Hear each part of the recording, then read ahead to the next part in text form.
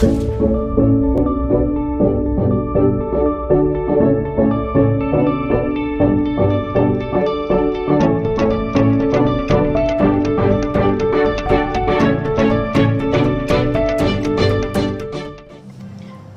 The Warriors, ketemu lagi udah bersama dengan saya. Hari ini saya mau berbicara tentang miracle from God. Kita sering dengar orang menyebut kata mujizat, baik yang dialami sendiri ataupun dialami orang lain. Etimologi dari mujizat itu apa sih? Kalau kita lihat dalam Kamus Besar Bahasa Indonesia, mujizat itu berarti suatu kejadian atau peristiwa ajaib yang sukar dijangkau oleh kemampuan akal manusia.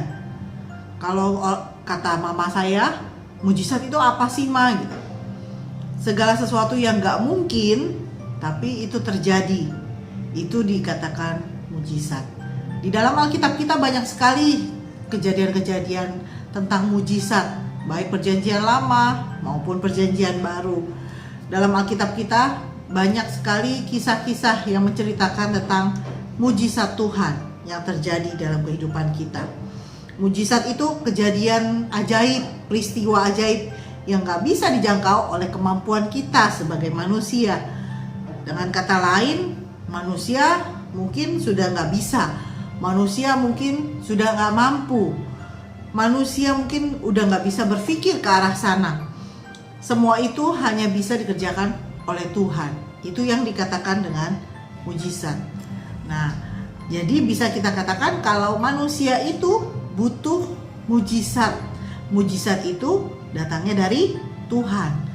Nah, jadi secara tidak langsung kita mau mengatakan kalau kita butuh Tuhan yang akan memberikan mujizat itu kepada setiap kita. Peristiwa mujizat yang terjadi pertama kali dalam Alkitab Perjanjian Baru kita, yaitu mujizat yang terjadi di perkawinan di Kana.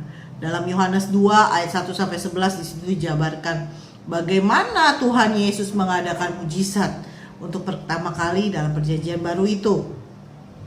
Hal itu bisa kita baca dalam Yohanes 2 ayat 1-11. Nah, kalau kita mau mujizat itu terjadi dalam kehidupan kita, kalau kita mau mujizat yang terjadi dalam perkawinan di Kana itu bisa terjadi dalam kehidupan kita, apa yang harus kita kerjakan?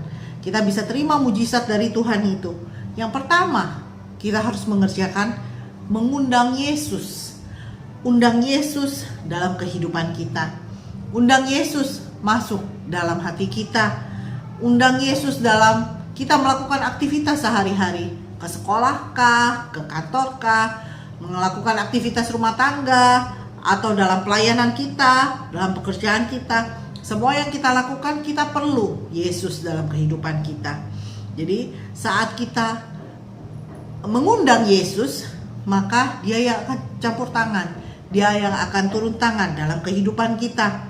Ingat, kita selalu perlu Tuhan, kita selalu butuh Yesus dalam hidup kita. Kita gak bisa jalan sendiri tanpa Tuhan.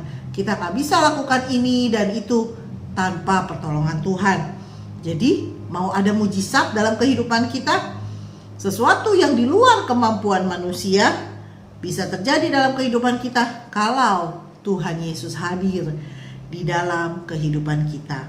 Itu yang pertama yang saya mau bagikan kepada kita semua. Yang kedua, kalau kita mau mujizat itu terjadi dalam kehidupan kita, kehidupan itu bukan berbicara hanya soal mujizat saja, tapi juga ada yang namanya persoalan hidup. Ya, lewat persoalan hidup, proses Tuhan itu bisa kita lihat. Lewat persoalan hidup, kita bisa merasakan mujizat yang lain yang Tuhan izinkan terjadi dalam kehidupan kita. Dalam perkawinan di Kana ini juga ada peristiwa persoalan hidup itu yang merupakan masalah dalam kehidupannya. Lagi senang-senang melakukan pernikahan, ternyata ada persoalan hidup itu. Dalam Yohanes 2, pasal yang kedua ayat 3-5, kita bisa lihat ada masalah. Mereka kekurangan anggur. Mereka lagi pesta tapi mereka kekurangan anggur itu. Nah, kekurangan anggur itu pada zaman dahulu itu seperti resepsi sekarang ini yang kehabisan makanan. Nah, kalau kita mau ada mujizat dalam kehidupan kita, maka apapun yang terjadi dalam hidup kita, kita harus tetap percaya sama Tuhan.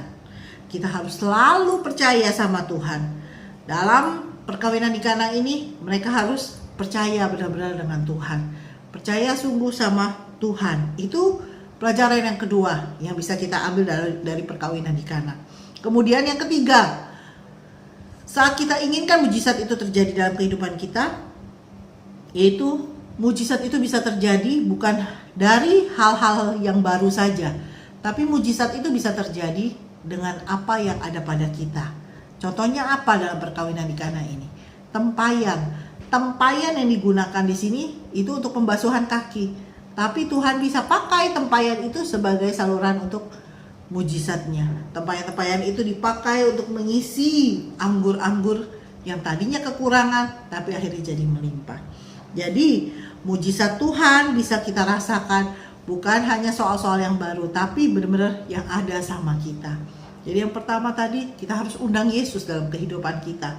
Yang kedua, selalu percaya mau apapun yang terjadi dalam hidup kita, percaya Tuhan Yesus sanggup melakukan segala sesuatunya untuk mujizat bagi hidup kita. Dan yang ketiga tadi, Tuhan bisa pakai mujizat itu terjadi dalam kehidupan kita, mulai dari apa yang ada sama kita. Kerjakan firman Tuhan, terus kuat dalam Tuhan. Mujizat Tuhan itu selalu ada bagi kita setiap hari. Saya Pastor Silviana, Tuhan Yesus memberkati.